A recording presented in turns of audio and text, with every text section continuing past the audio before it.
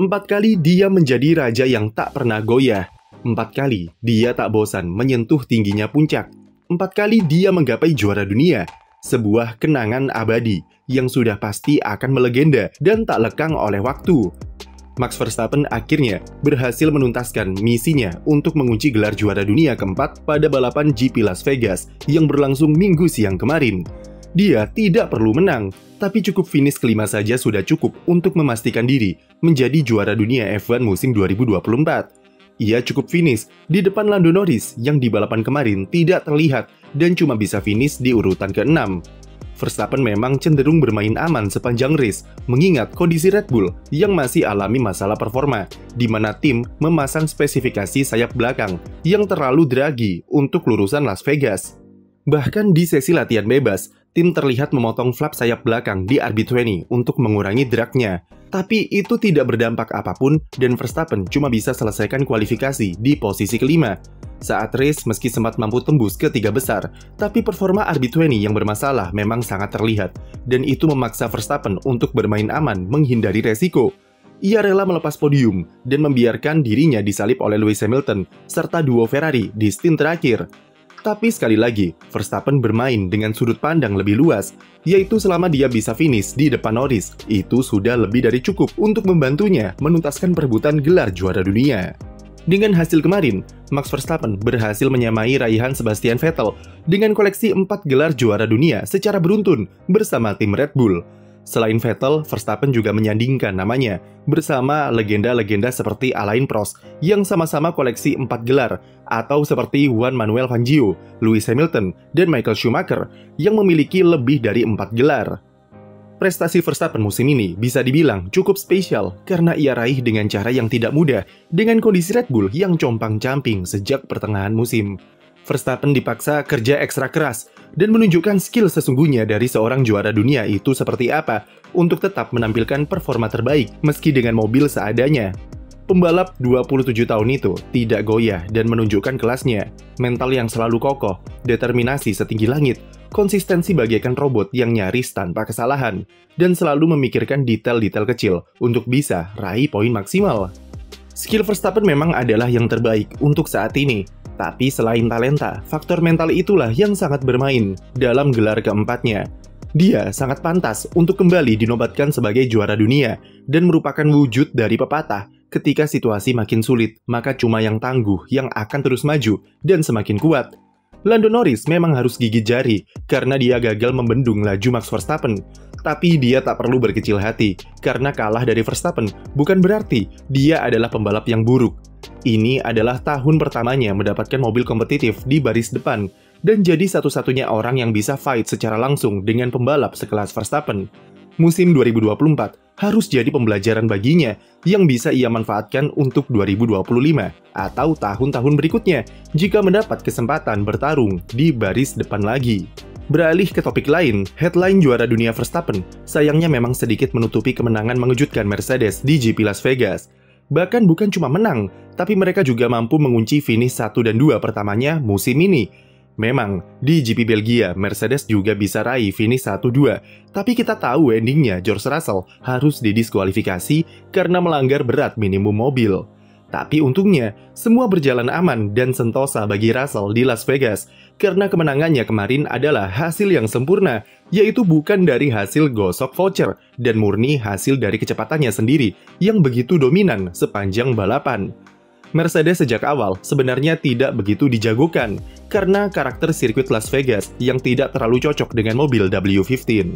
Apalagi dengan beberapa balapan sebelumnya, mereka sama sekali tidak meyakinkan untuk bisa bersaing di baris depan.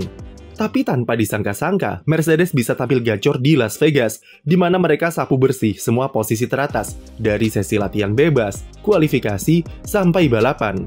Hamilton sendiri meski sempat kacau di sesi Q3 dan cuma bisa start dari posisi 10, dia mampu bangkit untuk finish di podium runner-up dan bahkan sempat mengancam Russell di depan dengan beberapa kali nge-spam fastest lap di stint terakhir. Yang unik dari performa Mercedes yang tiba-tiba gacor adalah baik Russell ataupun Hamilton sama-sama tidak tahu dan bingung ketika ditanya apa alasan dibalik kecepatan mereka yang superior di Las Vegas. mereka tidak memiliki jawaban kenapa Mercedes yang sebelumnya kesulitan dan inkonsisten secara tiba-tiba bisa menjadi mobil tercepat dan tampil sangat dominan. Setidaknya ada dua alasan yang cukup logis untuk menjelaskan performa Mercedes di Las Vegas. Pertama, meski secara sirkuit tidak cocok, suhu dingin yang menyelimuti balapan malam di Vegas adalah kunci dari lonjakan performa Mercedes. Seperti yang kita tahu, mobil W15 bisa beroperasi dan beradaptasi lebih baik di kondisi suhu rendah daripada rival-rivalnya. Hamilton dan Russell bisa mendapatkan suhu optimal di ban mereka ketika suhu aspal tidak terlalu panas, yang sekaligus juga menjaga temperaturnya supaya tidak overheat. Lalu alasan kedua, aspal Las Vegas yang low grip juga sangat membantu Mercedes, karena ketika tim-tim lain kesulitan dengan rendahnya grip di sana, mobil W15 malah menemukan spot terbaiknya untuk tampil kencang. Itu ditambah dengan tim-tim seperti Ferrari dan Red Bull memilih memakai sayap belakang spek low downforce, sementara Mercedes memakai spek dengan downforce yang sedikit lebih besar, yang sangat membantu di kondisi aspal low grip serta suhu dingin. Meski tidak terlalu kencang di lurusan, tapi performa mereka sungguh menyala di sektor pertama dan sektor kedua yang jadi kunci dari superioritas Mercedes di Vegas. Tidak ada yang menyangka jika Mercedes bisa eksekusi kemenangan di Vegas, dan ini adalah hasil yang manis untuk melengkapi musim 2024 dengan koleksi 4 kemenangan bagi skuad Toto Wolff. Sementara itu di belakang duo Mercedes, ada duo Ferrari di mana Carlos Sainz menempati podium ketiga dan disusul Charles Leclerc di posisi keempat. Di atas kertas, sebenarnya Ferrari lah yang sangat dijagokan di Las Vegas karena cocok dengan karakter mobilnya yang memiliki top speed bagus serta akselerasi yang oke di tikungan lambat. Tapi pada prakteknya, suhu dingin di Vegas lagi-lagi menyulitkan Ferrari untuk memaksimalkan temperatur di ban saat kualifikasi serta balapan. Harapan sempat muncul bagi tifosi dengan gebrakan dari Charles Leclerc setelah start di mana ia naik dari posisi 4 ke posisi kedua dan sempat berikan perlawanan kepada Russell di lap-lap awal. Tapi Leclerc terlalu memaksakan diri dan membuat ban mediumnya cepat habis sampai kemudian disalip oleh Sainz serta Verstappen. Alih-alih bersaing untuk menang, duo Ferrari lagi-lagi terlibat konfrontasi dengan saling ribut sendiri di balapan kemarin. Leclerc setelah finish terdengar mengumpat dan sangat marah di radionya dengan mengatakan kalau dia selalu jadi korban karena bersikap terlalu baik kepada Sainz. Semua bermula pada lap ke-32 di mana duo Ferrari sedang dikejar-kejar oleh Lewis Hamilton. Sainz yang ada di baris terdepan mulai melambat karena performa bannya mulai habis dan diberi instruksi untuk berikan jalan kepada Leclerc yang dikejar Hamilton. Tapi Sainz di saat yang bersamaan meminta pit stop karena bannya yang sudah habis dan gripnya yang sudah kacau. Pada lap 27, Sainz akhirnya berikan jalan kepada Leclerc dan dia bisa menahan Hamilton untuk kemudian masuk pit. Tapi prakteknya kacau karena ternyata kru pit stop belum siap dan Sainz malah disuruh membatalkan pit stopnya di detik-detik akhir dan memotong tikungan terakhir. Sainz akhirnya baru bisa masuk pit di lap setelahnya dan kehilangan waktu dari situ. Leclerc yang masuk pit belakangan setelah Sainz, dia keluar tepat di belakang rekan setimnya itu, di mana Leclerc sendiri diberi info jika Sainz sudah disuruh untuk tidak akan menyalipnya setelah exit pit. Sainz juga sudah diberi instruksi untuk tidak memberikan tekanan kepada Leclerc. Tapi yang terjadi, pembalap Spanyol tersebut malah lancarkan manuver overtake di tikungan kelima, dan lantas itu membuat Leclerc begitu kesal di radio. Leclerc merasa jika Sainz melanggar kesepakatan yang dibuat sebelum balapan, yang mungkin berkaitan perihal positioning mobil setelah start, di mana pembalap Monaco itu merasa seharusnya dapat prioritas karena start lebih baik. Selain itu, karena disalip Sainz, dia juga kehilangan poin maksimal untuk bisa memangkas gap ke Lando Norris di posisi kedua klasemen. Sainz sendiri menolak memberikan alasan kenapa dia tidak mematuhi instruksi tim dan tetap menyalip Leclerc, tapi sepertinya ada hubungan dengan tim order sebelum dia masuk pit serta ia merasa lebih kencang dari rekan setimnya itu. Ferrari setidaknya bisa finish di depan McLaren pada balapan kemarin dan memangkas jarak di konstruktor menjadi 24 poin saja. Sainz bisa dibilang juga beruntung dia tidak dihukum penalti karena melindas garis putih di pit entry dan memotong tikungan terakhir karena batal pit stop. Dua balapan tersisa, mereka masih punya peluang besar untuk curi gelar konstruktor dari McLaren, yang sepertinya mulai sedikit melemah semenjak trik mini DRS dilarang.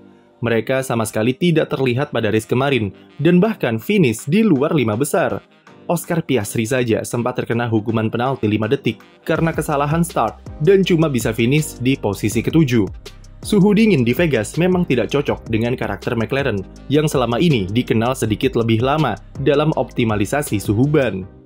Kekalahan Norris dalam perburuan gelar harus dimanfaatkan McLaren sebagai pelepas beban untuk mengalihkan fokus 100% ke gelar konstruktor yang makin terancam. GP Qatar dan Abu Dhabi seharusnya lebih condong ke McLaren daripada Las Vegas kemarin, tapi mereka tak bisa lengah karena Ferrari yang makin sulit ditebak performanya belakangan ini. Beralih ke papan tengah, ada Nico Hülkenberg yang tampil sebagai penyelamat tim Haas dengan berhasil finish di posisi ke-8 di depan Yuki Tsunoda. Dengan tambahan 4 poin, Haas kembali merebut posisi ke-6 dari Alpine yang gagal raih poin di race kemarin. Padahal Pierre Gasly bisa buat kejutan dengan start dari posisi ketiga dari hasil kualifikasi dan berpeluang meraih lumbung poin lagi di Las Vegas.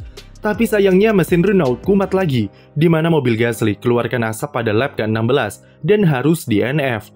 Sementara Ocon malah mendapat kejadian lucu, di mana ketika ia masuk pit, krunya malah belum ada yang siap, dan dia cuma lewat saja untuk pit di lap berikutnya. Posisi poin terakhir sendiri dihuni oleh Sergio Perez yang lagi-lagi tampil kurang memuaskan setelah dikualifikasi. Ia untuk ke-6 kalinya gagal lolos dari Q1. Meski bisa raih poin, tapi hasil ini tentu semakin memperkecil peluang Red Bull untuk mempertahankan persaingan di gelar konstruktor.